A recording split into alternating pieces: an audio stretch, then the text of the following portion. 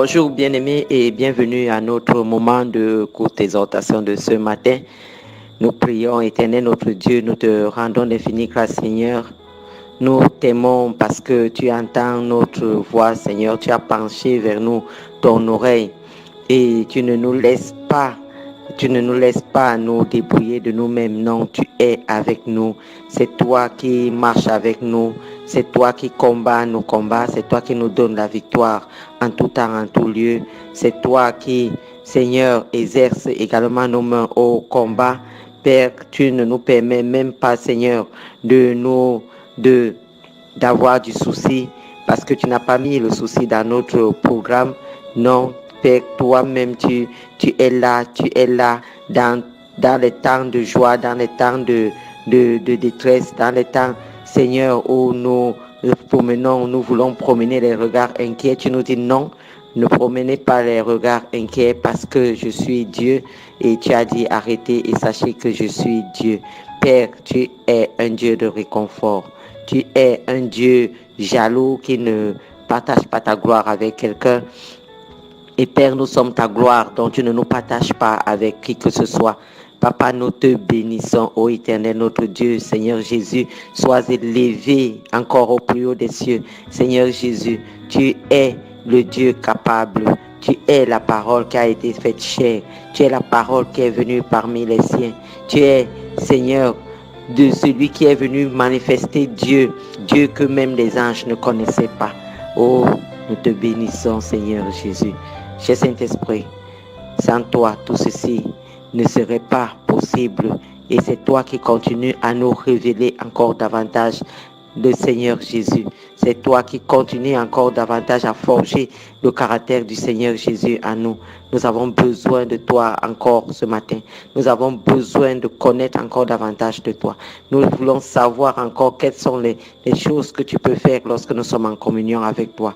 Saint-Esprit, nous voulons vraiment nous laisser couler dans ton gouvernement cette année-ci.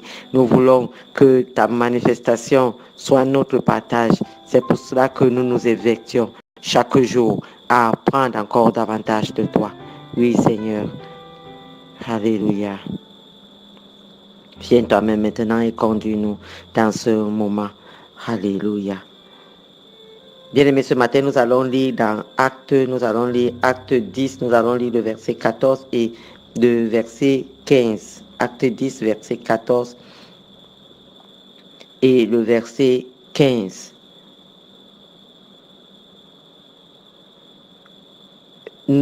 Et le thème de notre exhortation de ce matin, c'est le même thème que nous continuons, c'est-à-dire que la communion avec le Saint-Esprit nous transforme. La communion avec le Saint-Esprit bien-aimé nous transforme. Si nous avons remarqué, c'est exactement le même thème depuis un certain temps. Nous l'entrecoupons tout simplement parce que nous avons décidé de ne plus faire des méditations longues. On les fait de 10 minutes afin que personne n'ait une raison pour ne pas écouter jusqu'à la fin. Voilà. Acte 10, versets 14 et 15, la Bible nous dit, mais Pierre dit, non Seigneur, car je n'ai jamais rien mangé de souillé ni d'impur. Et pour la seconde fois, la voix se fit encore entendre à lui. Ce que Dieu a déclaré pur, ne le regarde pas comme souillé. Acte 10, versets 14 et 15. Mais Pierre dit, non Seigneur, car je n'ai jamais rien mangé de souillé ni d'impur. Et pour la seconde fois, la voix se fit encore entendre à lui. Ce que Dieu a déclaré pur, ne le regarde pas comme souillé.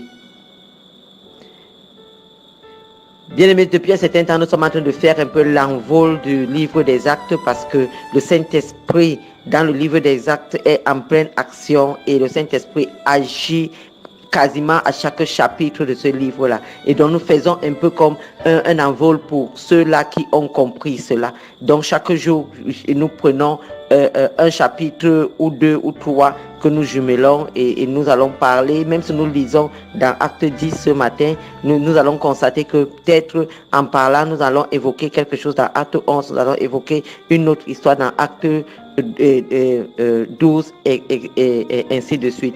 Mais bien aimé, ce matin, nous avons quelque chose de fantastique. La Bible nous dit au verset 15 que, et pour la seconde fois, la voix se fit entendre à lui. Ce que Dieu a déclaré pur, ne le regarde pas comme souillé. Ce que Dieu a déclaré pur, ne le regarde pas comme souillé. L'Éternel venait de changer une tradition. Le Saint-Esprit venait de changer une tradition. Dieu venait de changer une tradition que Pierre avait, une culture que Pierre a eue depuis l'enfance, une tradition d'enfance de Pierre. Oui, l'Éternel lui a dit, ce que moi je déclare pur, toi ne le regarde pas comme souillé. L'apôtre Pierre a eu une expérience qui a changé sa vision et qui a changé le monde tout entier. Oui, cependant, il était en prière sur les toits de la maison. Il vit descendre du ciel une grande nappe dans laquelle se trouvaient toutes sortes de quadrupèdes, de reptiles, d'oiseaux. Une voix lui dit, tue et mange. Mais Pierre, lié par la tradition, protesta et dit, non Seigneur, car je n'ai rien mangé de souillé ni d'impur. Oh, le Seigneur lui répondit, ce que Dieu a regardé pur, ce que Dieu a regardé comme pur, ne le regarde pas comme souillé.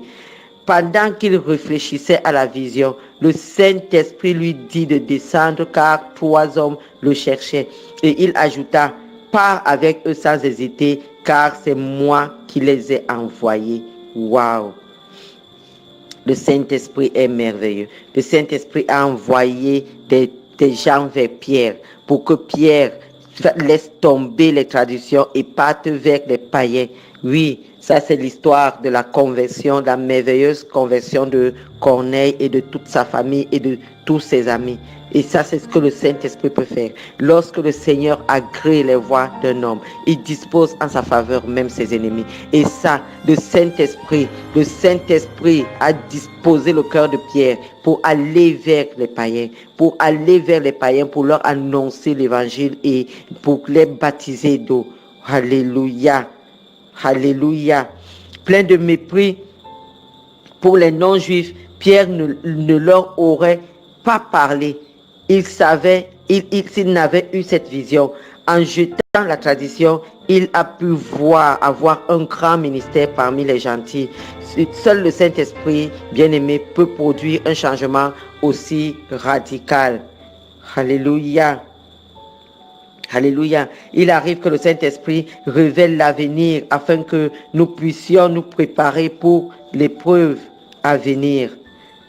Oh, bien-aimé. Nous pouvons en trouver un exemple dans Acte 11 au verset 28.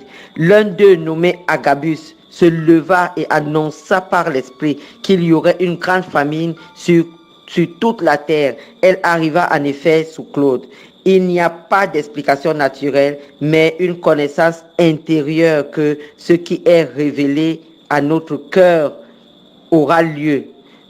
Dans sa grâce, Dieu désire que nous nous y préparions dans la prière. Bien-aimé, la prière est très, très, très importante dans la vie d'un chrétien.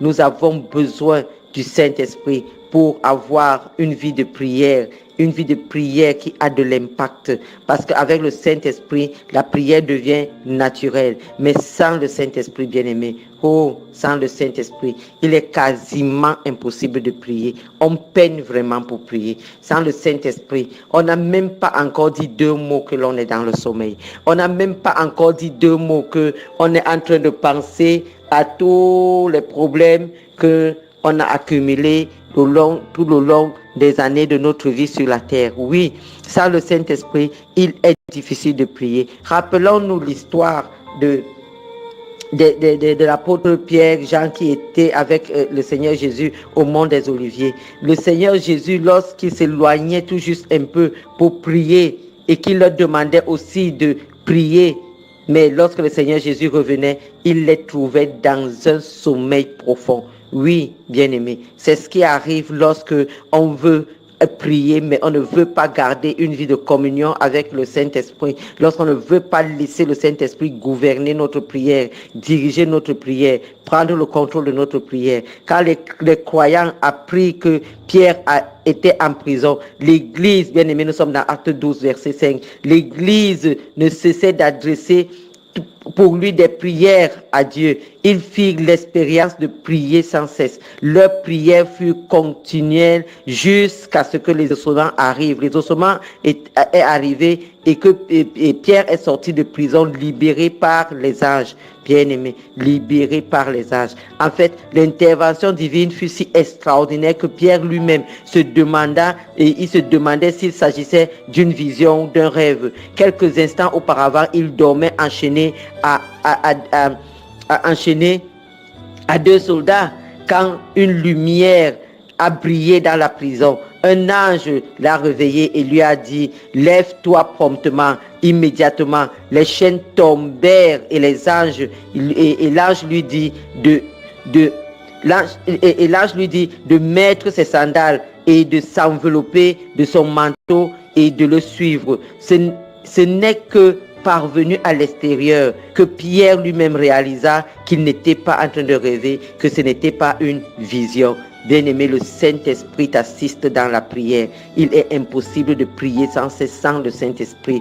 Et bien-aimé, le Saint-Esprit va te faire vivre une vie de prière excellente et il va t'amener dans un déplacement spirituel merveilleux. Bien-aimé, je vais m'arrêter là ce matin. Tu es abondamment béni. Bien-aimé, la faveur de Dieu est ton partage. Bien-aimé, l'Éternel tourne sur toi son bon regard du ciel et tu es la gloire du Seigneur.